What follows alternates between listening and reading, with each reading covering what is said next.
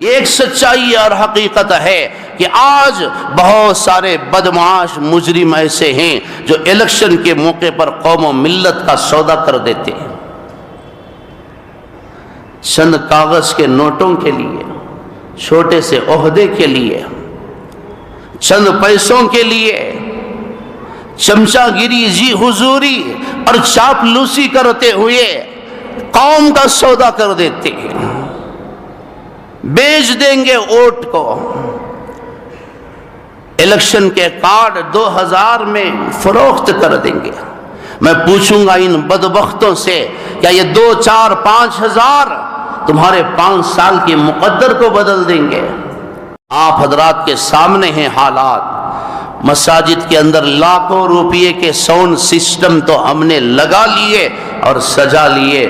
آپ جانتے ہیں کہ پورے رمضان میں ہم ایک وقت فجر کی اذان نہیں دے سکے۔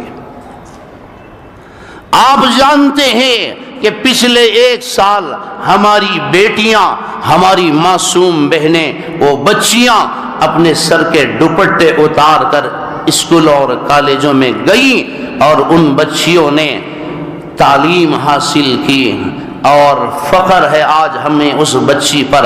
آج پوری ریاست کرناٹک کی سب سے ٹاپر ایک مسلمان بچی ہے۔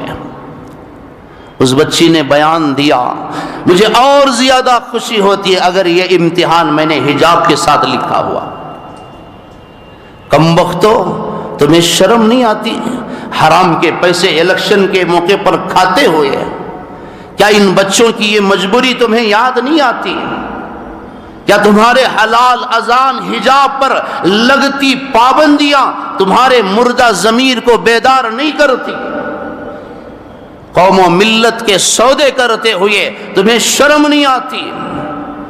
اوروں کی چاپلوسی، جی حضوری، چمچا گیری کرتے ہوئے تم قوم و ملت کی ان بچیوں کے سودے کرتے ہو، قوم و ملت کے ان غریبوں کے پیٹ پر لات مارتے ہو۔ بھلا تمہارا گھر کیسے آباد ہوگا؟